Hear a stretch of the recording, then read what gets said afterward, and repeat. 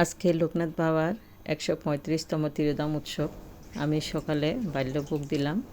প্রথমে উঠে বাল্যভোগটা দেওয়ার পর রাজভোগের জন্য আয়োজন করলাম। ব্রাহ্মণ আসলো, ব্রাহ্মণ পূজা করতেছে।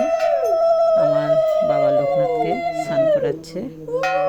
সব কিছু দিয়ে বাবাকে দুগ্ধ দিয়ে দিয়ে স্নান করাচ্ছে। স্নান করানোর পরে বাবাকে বস্ত্র পরিধান করাবে। দেখেন, আগে গাটা ভালো করে মুছে নিচ্ছে, নিয়ে বস্ত্র পরাবে। পরানোর পরে বাবার আসনে বাবাকে বসাবে। দেখেন, খুব সুন্দর করে বাবাকে বস্ত্র পরিধান করালো। এরপরে ঠাকুর পূজাতে বসে গেছে।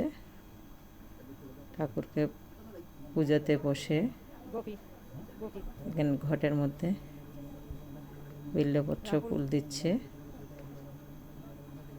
পূজা করতেছে বাবা।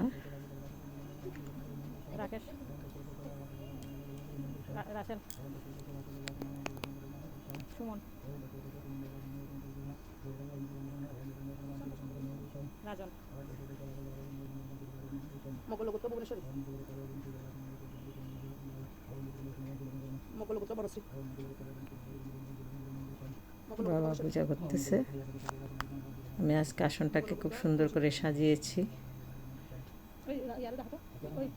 ঘরটা আলোকিত করে রাখছি। পূজা চলতেছে ব্রাহ্মণের। পুরো আলোকিত, আলোয় আলোকিত আমার ঘরটা। আবার চরণে ফুল দিবে এখন।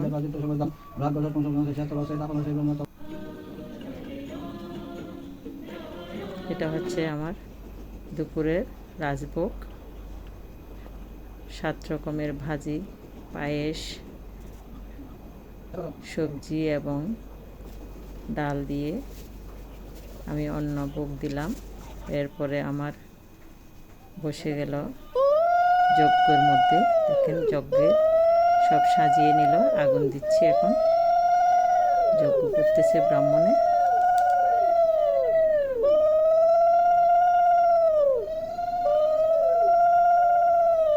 যজ্ঞের আগুন যদি ভালো করে না জ্বলে, নাকি গৃহস্থের অমঙ্গল হয়। তো সুন্দর করে যজ্ঞের আগুন ধরে উঠছে, কারণ অমঙ্গল তো অনেক কিছু হয়ে গেছে। আমার স্বামী অসুস্থ ছিল, অপারেশন হয়েছে, সব কিছু হয়েছে। এখন আশা করি সব ভালোই ভালো হবে। বাবা লোকনাথ আমার স্বামীকে সুস্থভাবে ফিরিয়ে আনছে। যজ্ঞটাও সেরকমভাবে দেখেন কত সুন্দর করে হচ্ছে। পুরো ঘরটা আলোকিত হয়ে গেছে যজ্ঞের আগুনে। যত দুঃখ কষ্ট ছিল সব যজ্ঞের আগুনে শেষ হয়ে যাবে।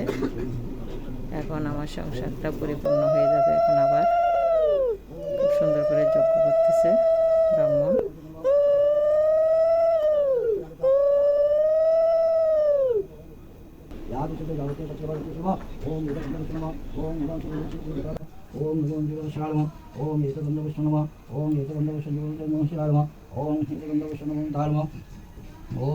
আজকে আমাদের ঘরে অনেক নিমন্ত্রিত অতিথি আছে। আমার পূজা শেষ হলে সবাইকে আমি সবজি পোলাও, ডাল আর বেগুনি করছি। জয় বাবা লোকনাথ।